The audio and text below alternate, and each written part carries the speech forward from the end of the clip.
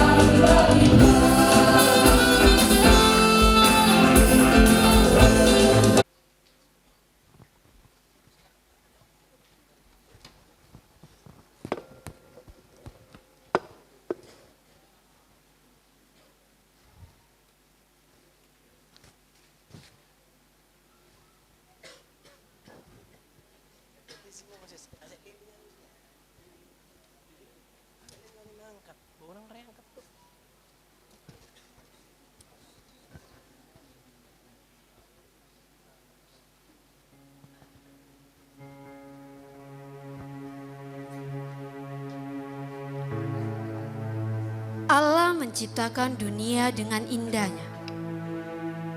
Gelap yang tak berujung, kini telah disinari terang abadi. Kuasanya sungguh menakjubkan. Langit menceritakan kemuliaannya, angkasa raya memberitahukan keagungannya. Dan seluruh ciptaannya bersorak-sorai memuji Allah penciptanya. Itu semua berawal dari firman yang abadi. Bagaimanakah proses penciptaan yang dilakukan oleh Allah? Sungguh maha kuasa dan maha mulianya Tuhan. Allah telah menjadikan bumi dan isinya. Dengan firman-Nya, Ia telah mencipta. Gelap yang menutupi bumi telah disinari terang abadi. Sungguh aku sangat tunduk dan sujud menyembah Engkau, ya Tuhan. Sungguh maha kuasa dan maha mulianya Tuhan. Dengan firman-Nya yang penuh kuasa, Allah menjadikan bentangan yang memisahkan atas dan bawah. Lalu Ia menamainya Cakrawala. Sungguh aku sangat tunduk dan sujud menyembah Engkau, ya Tuhan. Allah yang maha kuasa, hanya kepadanya lah aku tunduk dan menyembah Dia. Dialah matahari yang tidak akan pernah padam, matahari yang kekal dengan kehangatannya. Dia jugalah bintang yang sesungguhnya. Tuhan menyatakan keindahan ciptaannya yang dikerjakan oleh tangannya dan menerangi setiap sisi kegelapan. Aku sujud dan tunduk kepadamu, ya Tuhan. Sungguh maha kuasa dan maha mulianya Tuhan. Allah yang telah menjadikan bumi dan isinya. Allah juga menciptakan segala jenis binatang, baik liar, ternak, dan melata. Kemudian Ia juga menciptakan burung-burung di udara. Allah senang dengan segala ciptaannya dan semuanya hidup berdampingan menggambarkan kedamaian yang datang dari Tuhan. Aku sujud dan menyembah-Mu, ya Tuhan. Sungguh maha kuasa dan maha mulianya Tuhan. Allah yang menjadikan semuanya indah. Allah juga menjadikan yang paling istimewa dari semua ciptaannya, yaitu manusia. Ia menjadikannya menurut gambar dan rupanya.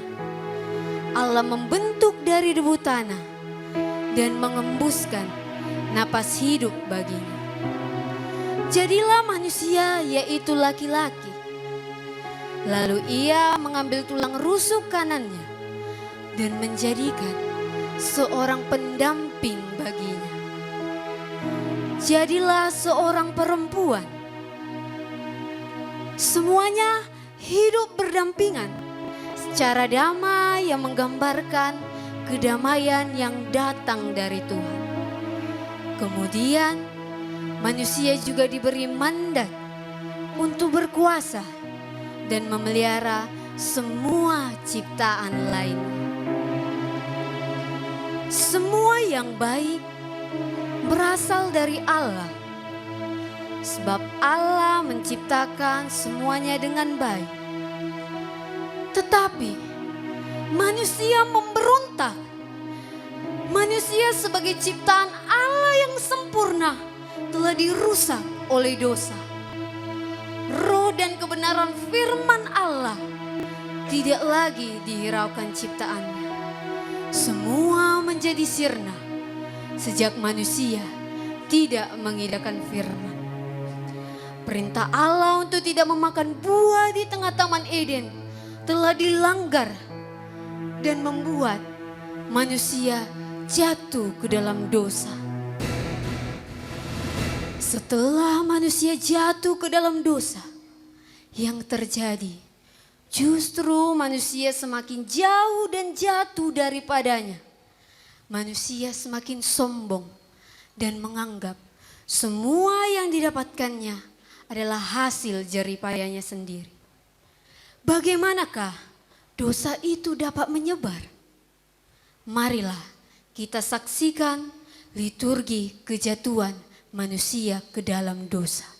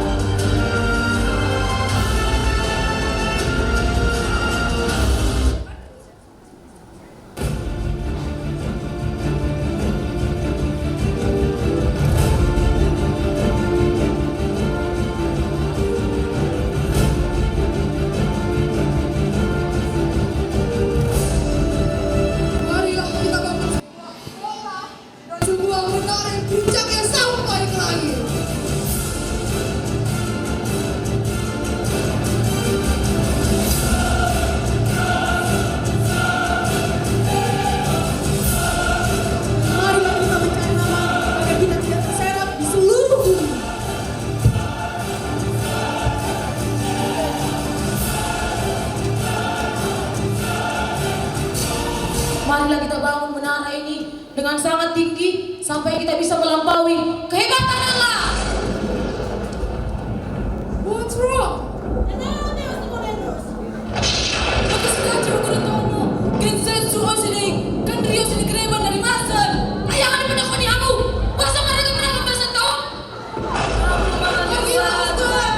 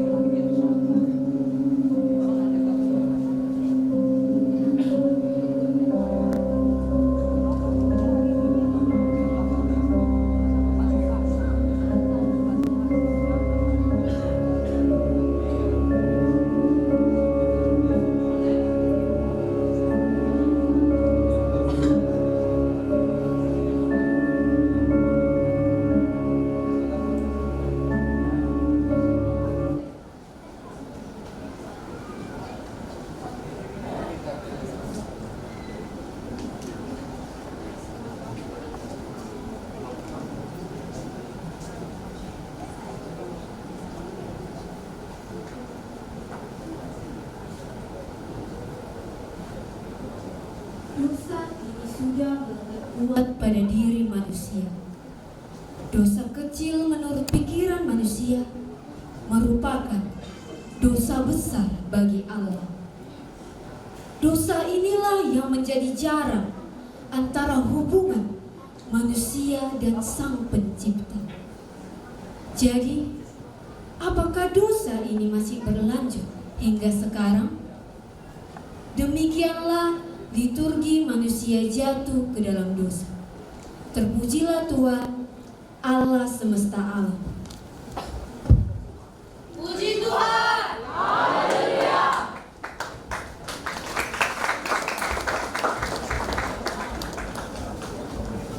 Kita akan tetap mendengarkan firman Tuhan melalui liturgi yang kedua. Nubuatan dan kelahiran. Dan di selesai liturgi kami mengundang hambanya Bapak Pendeta Dr. P. Huta Galung dari GPI Tanjung Kusta untuk memimpin kita dalam penyalaan lilin. Kita angkat lagu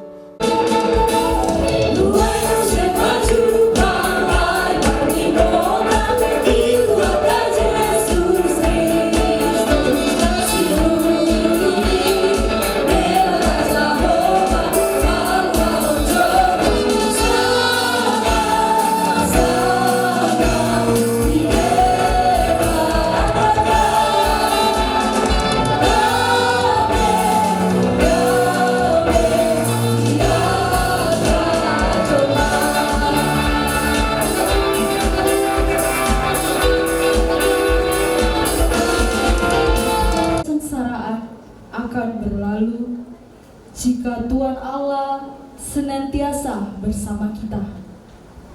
Namun, melalui inisiatif Tuhan Allah sendiri, janji keselamatan diberitakan.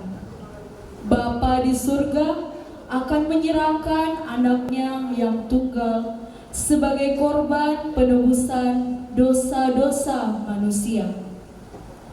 Janji keselamatan yang Allah telah berikan kini disempurnakan. Bumi yang masih dialami oleh kegelapan segera melihat terang. Siapakah Raja Keselamatan yang dijanjikan oleh Allah itu? Marilah kita dengarkan liturgi kelahiran Yesus.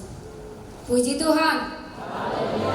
Sebab itu Tuhan sendirilah yang akan memberikan kepadamu suatu pertanda. Sesungguhnya seorang perempuan muda mengandung dan akan melahirkan seorang anak laki-laki, dan ia akan menamakan dia Immanuel. Hal itu terjadi supaya genaplah yang difirmankan Tuhan oleh Nabi. Sesungguhnya anak darah itu akan mengandung dan melahirkan seorang anak laki-laki, dan mereka akan menamai dia Immanuel, yang berarti Allah menyertai kita. Pada waktu itu Kaisar Agustus memberitakan suatu perintah, menyuruh mendaftarkan semua orang di seluruh dunia. Inilah pendaftaran yang pertama kali diadakan sewaktu Quirinius menjadi wali negeri di Syria. Maka pergilah semua orang mendaftarkan diri masing-masing di kotanya sendiri. Demikian juga Yusuf pergi dari kota Nazaret di Galilea ke Yudea, ke kota Daud yang bernama Betlehem, karena ia berasal dari keluarga dan keturunan Daud. Ketika mereka di situ, tibalah waktunya bagi Maria untuk bersalin. Lalu ia melahirkan seorang anak laki-laki, anaknya yang sulung. Lalu dibungkusnya dengan lampin dan dibaringkannya di dalam palungan, karena tidak ada tempat bagi mereka di rumah penginapan. Lalu kata malaikat itu kepada mereka, "Janganlah takut, sebab sesungguhnya aku memberitakan kepadamu kesukaan besar bagi seluruh bangsa. Hari ini telah lahir bagimu juru selamat, yaitu Kristus Tuhan di kota Daud. Dan inilah tandanya bagimu, kamu akan menjumpai seorang bayi dibungkus dengan lampin dan terbaring di dalam palungan. Dan tiba-tiba tampaklah bersama-sama dengan malaikat itu sejumlah besar bala tentara sorga yang memuji Allah.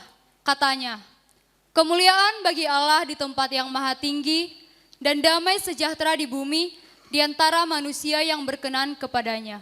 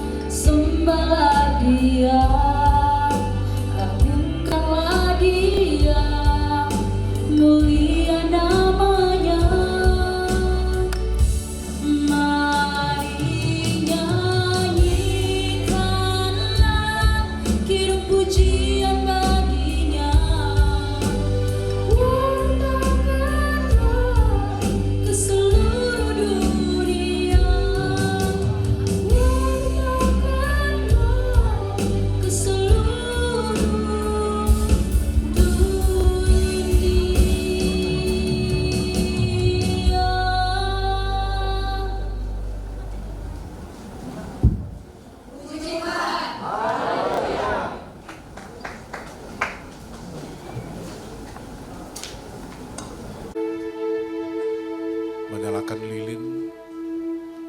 Sekaligus juga kita akan menyanyikan lagu Malam Kudus, mengenang karya keselamatan yang diberikan oleh Allah kepada manusia yang dimulai dengan kelahiran Yesus di kota Daud, Bethlehem.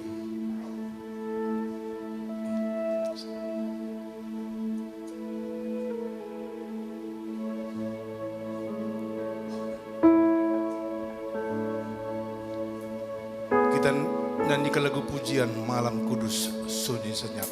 Haleluya.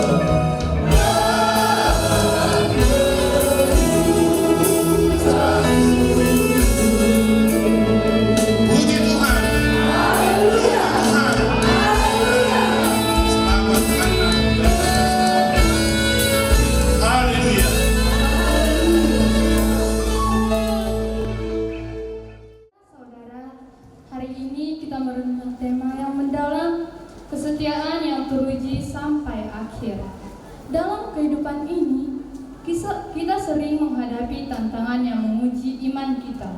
Namun firman Tuhan mengingatkan kita, tetapi orang yang bertahan sampai pada kesudahannya akan selamat. Kesetiaan kepada Tuhan bukanlah sesuatu yang mudah, tetapi ketika kita tetap teguh hingga akhir, ada janji keselamatan yang menanti. Marilah kita membuka hati kita untuk merenungkan kesetiaan yang diuji dalam perjalanan iman kita, agar kita pun dikuatkan untuk setia sampai akhir. Marilah kita dengarkan liturgi tema kesetiaan yang teruji sampai akhir. Di sebuah desa yang penduduknya memegang teguh tradisi leluhur, kedatangan seorang misionaris membawa pesan tentang kasih Tuhan dan keselamatan kekal. Namun, ajakan untuk menerima ajaran baru ini menentang kesetiaan mereka terhadap kepercayaan mereka yang telah diwariskan selama berabad-abad. Dalam pergulatan batin, mereka dihadapkan pada pilihan tetap setia pada keyakinan lama atau menemukan makna baru dalam kehidupan kekal dan kasih tanpa syarat. Saudara-saudara, saya datang membawa kabar baik tentang kasih Tuhan. Tuhan yang menciptakan langit dan bumi mengasihi kita semua. Dia mengutus saya ke sini untuk membagikan kabar baik, yaitu Injil keselamatan. Tuhan, siapa dia? Kami telah memiliki dewa dan tradisi kami sendiri. Mengapa kami harus mendengarkan ajaranmu? Bagaimana kami tahu bahwa ajaranmu itu benar? Tuhan adalah Allah yang menciptakan dan memelihara kehidupan ini. Tuhan yang saya beritakan bukan hanya untuk satu suku, tetapi untuk seluruh manusia. Dia mengasihi kita dan menawarkan hidup yang kekal bagi siapapun yang percaya kepadanya. Jadi, jika kami mengikuti ajaranmu, apakah kami harus meninggalkan tradisi kami? Benar. Tuhan tidak menginginkan kita serupa dengan dunia ini, tetapi Dia menginginkan hati kita untuk percaya dan mengasihinya. Jadi, jika kami mengikuti Tuhanmu, apakah kehidupan kami akan berubah? Hidup kita mungkin tidak berubah secara langsung,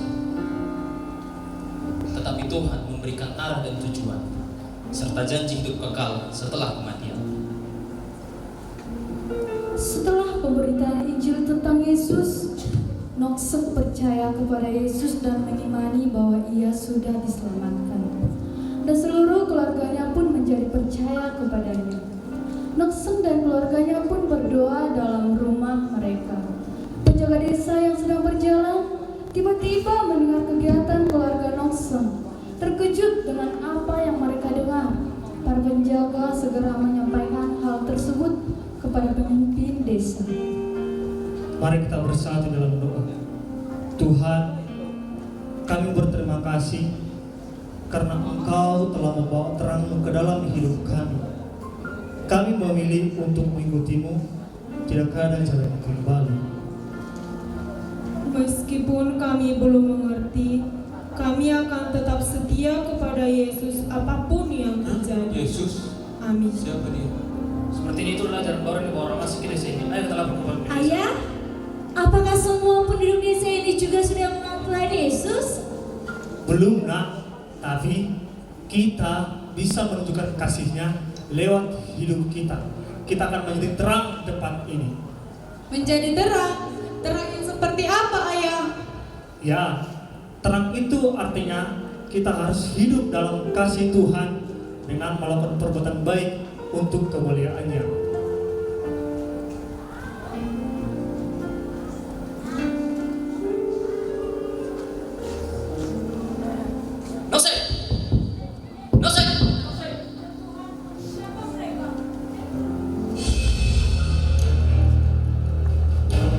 Kami telah mendengar kabar bahwa kau dan keluargamu telah meninggalkan kepercayaan leluhur kita. Dan buka itu, apakah itu dalam masjid itu? Benar, kami telah memutuskan untuk mengikuti Yesus. Dia adalah jalan, kebenaran, dan hidup. Kami tidak akan membiarkan ini terjadi di desa kami. Kamu harus meninggalkan imanmu, atau kamu akan menanggung akibatnya. Aku telah memutuskan untuk mengikuti Yesus. Tidak ada hal lain selain Allah yang kami sembah. Apapun yang terjadi, kami tak akan pernah mundur. Apa? Kalau begitu, kamu akan berharga dari keputusanmu. Jika kau berani melawan, anak-anakmu akan mati saat ini juga. Tetaplah kuat, Nokseng. Kita telah memutuskan untuk mengikuti Yesus. Kami semua akan selalu bersamamu. Bicara, bunuh anak-anaknya. Ayah! Ayah! Ayah!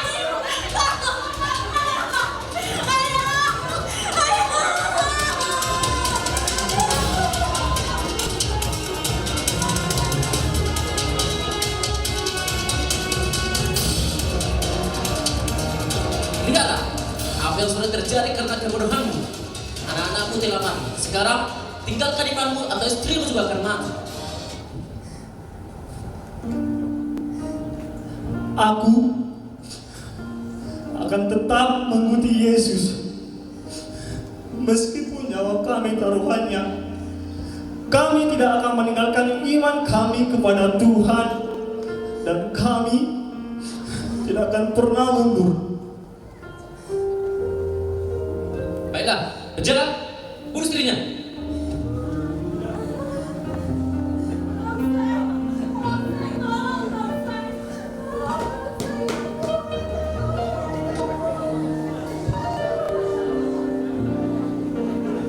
Sekarang giliranmu, Nokseng. Jika kamu tidak meninggalkan imanmu, kamu juga akan mati. Tanpa Tuhan, hidupku tidak berarti. Jika aku harus memilih, aku akan tetap setia kepadanya. Karena bagiku, hidup adalah Kristus dan mati adalah keuntungan. Apapun yang terjadi, salib di depanku, dunia di belakangku, tidak ada jalan kembali. Baiklah, kalau itu keputusanmu, Nokseng. Berjalan, bunuh dia.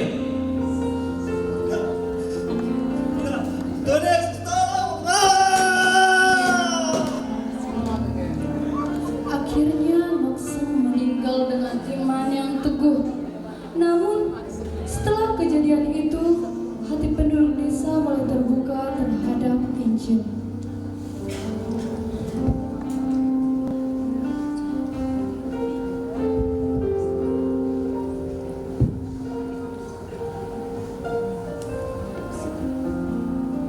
Bagaimana mungkin mereka bisa setia sampai akhir? Apa yang membuatnya begitu yakin? Ya, mungkin ada kebenaran dalam apa yang dia percayai. Kebenaran seperti apa ya maksudnya? Apa yang membuatnya begitu berani mengatakan itu? Sehingga dia berani sampai mati. Apakah Yesus benar-benar jalan dan kehidupan dan hidup? Karena keraguan-raguannya, siapakah Yesus sebenarnya sehingga kesetiaan Nokseng pun mempengaruhi seluruh penduduk desa?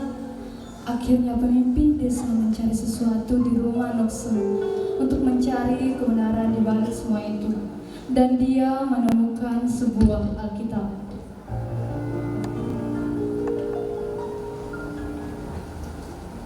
Kitab apa ini?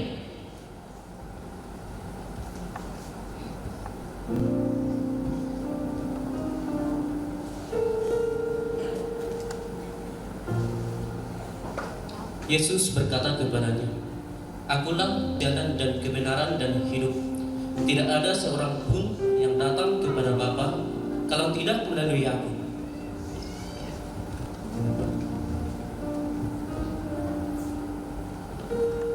Tetapi orang yang bertahan dan setia sampai pada akhirnya akan selamat. Hah? Apakah ini teguran dari Tuhan untukku? Inikah yang membuat keluarga Nokseng setia dan bertahan sampai mati? Ternyata benar. Hidup adalah Kristus dan mati adalah keuntungan. Apa yang sudah kulakukan kepada mereka? Ampuni aku Tuhan, tolong ampuni aku. Sekarang aku percaya kepada bahwa Kau adalah jalan dan kehidupan dan hidup, dan aku akan mengikutimu seumur hidupku. Setelah merenungkan firman Tuhan, kita disadarkan bahwa kesetiaan yang teruji adalah jalan yang harus kita tempuh sebagai orang percaya. percaya. Sebagaimana tertulis dalam Matius 24 ayat 13, hanya mereka yang bertahan hingga akhir yang akan menerima keselamatan. Tantangan dan ujian adalah bagian dari perjalanan iman. Namun kita dipanggil untuk tetap setia, karena di ujung jalan itu ada kehidupan kekal yang menanti. Kiranya kesetiaan kita kepada Tuhan menjadi semakin kokoh dan kita pulang dengan semangat baru untuk menghadapi segala ujian dengan iman yang tidak tergoyahkan.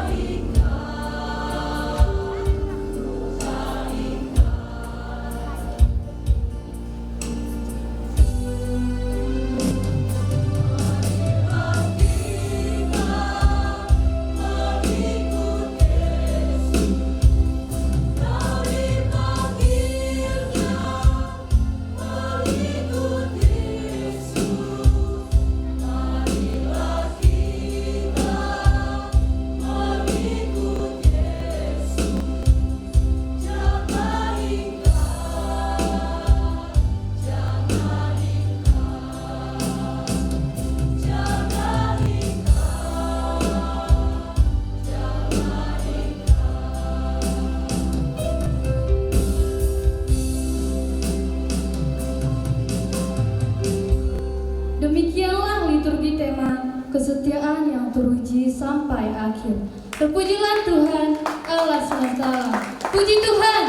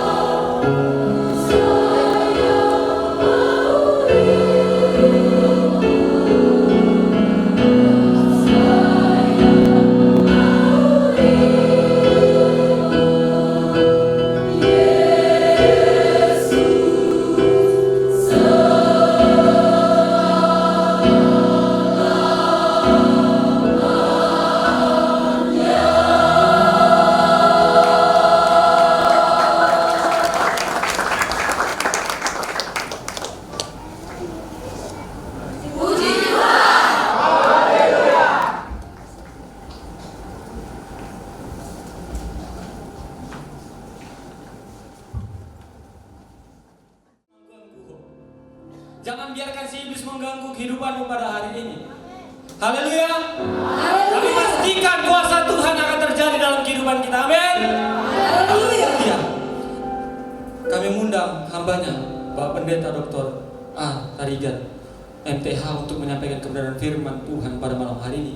Sekaligus mengakhiri ibadah ini dengan doa berkat. Dan tanpa mengurangi rasa hormat, kami mengundang seluruh hamba Tuhan dan anak-anak Tuhan untuk kita bangkit berdiri.